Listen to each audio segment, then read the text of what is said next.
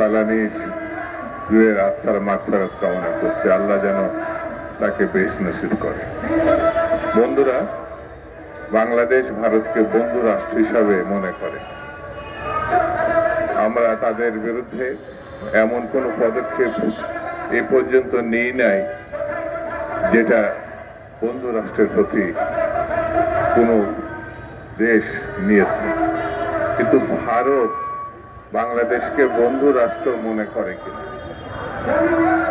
আজ 53 বছরের ঘটনাবলী যদি আমি সামনে আনি তাহলে মনে হবে ভারত এ যাবৎ কালের যখনই যে পদক্ষেপ নিয়েছে তা কোনো বন্ধু রাষ্ট্রের সঙ্গে কোনো বন্ধুত্বপূর্ণ দেশ নিতে পারে না।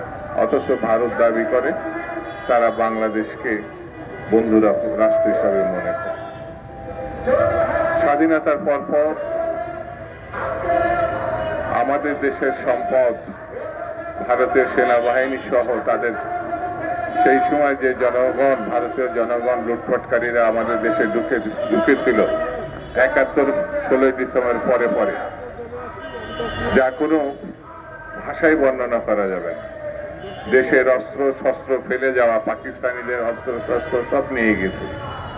দেশের সম্পদ নানানভাবে তারা লুটপাট করেছে। এর পরবর্তীতে দক্ষিণ পূর্ব এশিয়ার অন্যতম নেতা শহীদ জিয়া রহমান বাংলাদেশ, ভারত, পাকিস্তান, নেপাল, ভুটান সহ আফগানিস্তানে বন্ধুত্বপূর্ণ সম্পর্কের কারণে একটি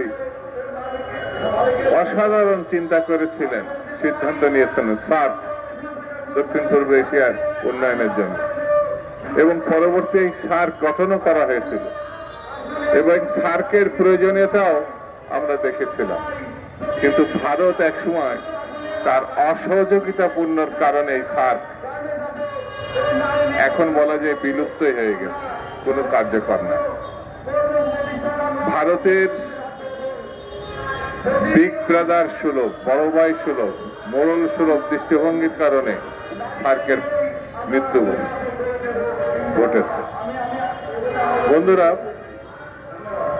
এই যে বাংলাদেশের গত 5 মাস আগে জুলাই আগস্টের বিপ্লবে যে একজন হত্যাকারী এবং ওই সময় 1 মাসে যে হত্যাকাণ্ড সে ঘটিয়েছে, বাংলাদেশের সব থেকে লুটেরা, সব থেকে ভয়ঙ্কর শাসক শেখ হাসিনা যেভাবে বাংলাদেশকে হত্যাকাণ্ড রক্তের বন্যায় ভাসিয়ে দিয়েছে, তাকে আশ্রয় দিয়েছে আরেকটি হত্যাকারী দেশ যে ফালানিকে হত্যা করেছে। এবং এখানে একজন একেবারে পরিসংখ্যান উল্লেখ করে মানে কত তারা হত্যাকাণ্ড সংঘটিত করেছে বাংলাদেশের নাগরিককে, সেই হিসাবে ওই দেশটি হত্যাকারী দেশ বললে বেশি বলা হবে মনে হয় না।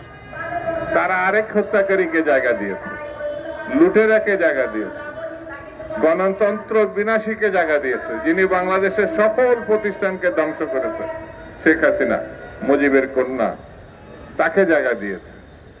এ ভাবা যায় না পৃথিবীতে এরকম বন্ধুত্বপূর্ণ দাবিদার একটা রাষ্ট্র সেই দেশের হত্যাকারীকে, সেই দেশের লুণ্ঠনকারীকে এইভাবে জায়গা দিয়েছে। আবার তারা আমাদের দেশের সেনাবাহিনীর উপরে দোষ চাপাচ্ছে নাকি সেনাবাহিনী তাকে পৌঁছে দিয়েছে। কি